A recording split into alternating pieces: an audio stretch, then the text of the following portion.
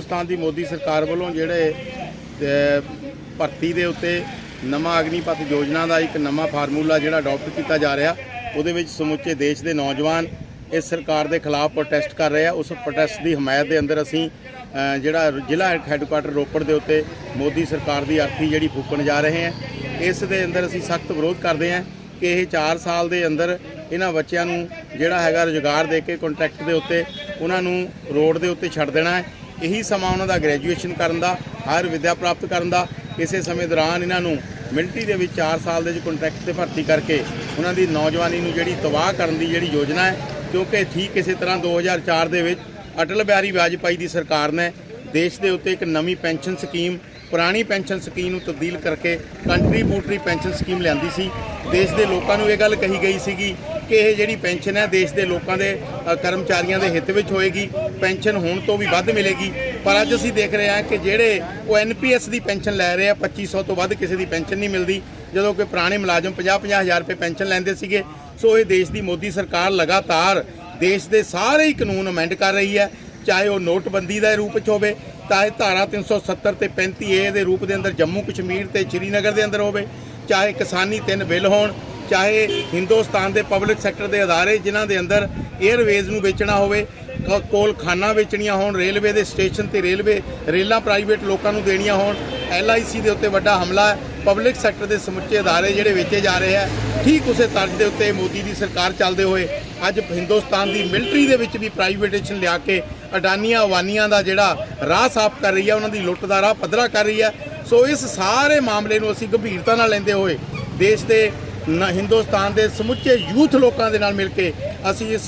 दे लई अपील करते हैं मोदी साहब नूं कि तुहानूं देश के लोगों ने देश की तरक्की ते बेहतरी ते सुरक्षा लई जिहड़ा प्रधानमंत्री बनाया, ना कि देश नूं डोबण दे लई बनाया। तुसीं अडानिया ते अवानिया दे प्रधानमंत्री नहीं है, देश के उस गरीब नागरिक के भी प्रधानमंत्री है जिहड़ा तुहाडे उत्ते आस ला के बैठा है। जे तुसीं ये नीति अग्निपथ की योजना जिहड़ी भर्ती की वापस ना की तां जिहड़ा हैगा ये प्रोटेस्ट है हुण समुचे हिंदुस्तान दे विच पक्केगा, जिस दे समर्थन के अंदर असीं पंजाब एटक वालों भी और PSCB एम्पलाई फेडरेशन एटक ते समुचिया फेडरेशनां वालों जो भी एक्शन होणगे उन्हां दे अंदर वड्डी शमूलियत करके इहनूं मुकम्मल तौर पर वापस कराउण तक यतन करांगे। पर सरकार का कहना है कि जिहड़े नौजवानों के हित दे विच स्कीम लिआंदी गई है ते सहूलतां जिहड़ियां जो आर्मी दे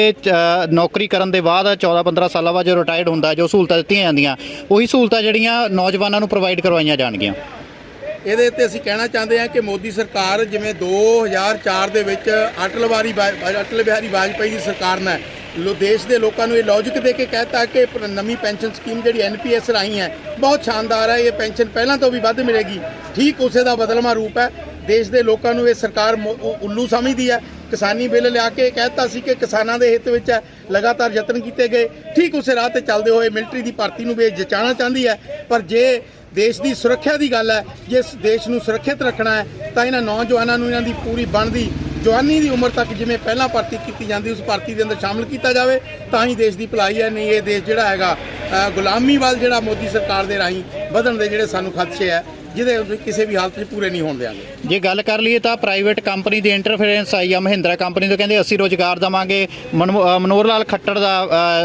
हरियाणा के CM का बयान आता कि असी हरियाणा सरकार च नौकरी देवांगे। इन्हां बयानों किस तरह देखते हो? ये गल्लां साबित करदियां है कि मोदी सरकार जिहड़ी मिलटरी के तिन्ने सैनापतियों नूं वरत के ये जिहड़ा झूठ का जिहड़ा सिस्टम है इनू पक्के पैरी लागू करना चाहती है। जिहड़ा देश के लोग पहला किसानी बिलां राही ते धारा 370 ते 35A नूं देश के अंदर लागू किया, नोटबंदी बिना योजनाबंदी लागू किया, ये सारे ये जिहड़े फार्मूले आ उन्होंने देखण तो बाद हुण कोई बाकी शंका नहीं रह जाती कि मोदी सरकार देश के लोगों नाल धोखा कर रहे हैं और बकायदा तौर पर अडानिया नूं अवानिया नूं देण दे लई यतन कर रहा जिहड़ा किसी भी हालत में देश के लोग इनू लागू नहीं करते। जी सर, जिस तरह एक जी अच्छा मेरा आखिरी सवाल, अगर सरकार जी है कानून नूं वापस नहीं लैंदी, खेती कानूनों की गल कर ली उत्थे बड़ा संघर्ष लड़िया, पर इस बार जिस तरह देश का माहौल बनता जा रहा है, जे आपां पंजाब तो बाहर की गल कर ली उत्थे ट्रेनां भी साड़ियां जा रही, बसां नूं अग्गां तक लगाईयां जा रही हैं, तो आने वाले समय में संघर्ष का रुख किस तरह का होगा? असीं देश की प्रॉपर्टी नूं अग लाणी जां उहदा नुकसान करना उहदे हित विच नहीं है, क्योंकि वो प्रॉपर्टी किसी मोदी की या किसी देश के स्टेट के किसी मुख्यमंत्री की नहीं है, वो साडी प्रॉपर्टी है, साडी जिहड़ा इनकम टैक्स है जां असीं अपने सोर्सिस राही ਸਰਕਾਰ ਨੂੰ ਕੋਈ ਆਪਣਾ ਹਿੱਸਾ ਪਾਉਂਦੇ ਆ, ਉਹਦੇ ਰਾਹੀਂ ਜਿਹੜੀ ਉਹ ਪ੍ਰਾਪਰਟੀ ਸਾਡੀ ਬਣਦੀ ਆ, ਚਾਹੇ ਰੇਲਾਂ ਹੋਣ, ਚਾਹੇ ਬੱਸਾਂ ਹੋਣ, ਚਾਹੇ ਸਰਕਾਰੀ ਪ੍ਰਾਪਰਟੀ ਕਿਸੇ ਵੀ ਰੂਪ 'ਚ ਹੋਵੇ, ਉਸ ਦਾ ਨੁਕਸਾਨ ਨਹੀਂ ਕਰਨਾ ਚਾਹੀਦਾ। ਆਪਣਾ ਪ੍ਰੋਟੈਸਟ ਜਿਸ ਤਰ੍ਹਾਂ ਅੱਜ ਅਸੀਂ ਕਰ ਰਹੇ ਹਾਂ ਸ਼ਾਂਤਮਈ, ਇਸ ਤਰ੍ਹਾਂ ਪ੍ਰੋਟੈਸਟ ਕਰਕੇ, ਕਿਉਂਕਿ ਹਿੰਦੁਸਤਾਨ ਦੇ ਕਿਸਾਨਾਂ ਨੇ ਬੇਸ਼ੱਕ ਸਵਾ ਸਾਲ ਦੇ ਤੱਕ ਉਹ ਪ੍ਰੋਟੈਸਟ ਲੜਿਆ, ਪਰ ਸ਼ਾਂਤਮਈ ਪ੍ਰੋਟੈਸਟ ਦੀ ਜਿੱਤ ਹੋਈ ਹੈ। ਔਰ ਇਹ ਪ੍ਰੋਟੈਸਟ ਵੀ ਜਿਹੜਾ ਹੈਗਾ, ਜਿਹੜਾ ਨੌਜਵਾਨਾਂ ਦੇ ਲਈ ਲੜਿਆ ਜਾਣਾ ਹੈ, ਇਹਦੇ ਵਿੱਚ ਕਿਸਾਨੀ ਔਰ ਸਮੁੱਚਾ ਦੇਸ਼ ਜਿਹੜਾ ਇੱਕ ਹੋਏਗਾ ਔਰ ਇੱਕ ਹੋ ਕੇ ਮੋਦੀ ਸਰਕਾਰ ਨੂੰ ਜਿੱਥੇ ਇੱਥੋਂ ਚੱਲਦਾ ਕਰੇਗਾ, ਉਹਦੀ ਜਿਹੜੀ ਪ੍ਰਧਾਨ ਮੰਤਰੀ ਦੀ ਘਰ ਦੇ ਵਿੱਚ ਕੀਲਾ ਵੜ ਗਿਆ ਧੌਣ ਦੇ ਅੰਦਰ, ਉਹ ਦੇਸ਼ ਦੇ ਲੋਕ ਕੱਢ ਦੇਣਗੇ। ਉੱਥੇ ਨਾਲ ਦੀ ਨਾਲ ਜੋ ਗਲਤ ਨੀਤੀਆਂ ਲਾ ਰਿਹਾ ਉਹਨਾਂ ਨੂੰ ਵੀ ਉਹਨਾਂ ਨੂੰ ਵਾਪਸ ਲੈਣਾ ਪੈਣਾ। ਬਹੁਤ ਬਹੁਤ ਧੰਨਵਾਦ ਜੀ।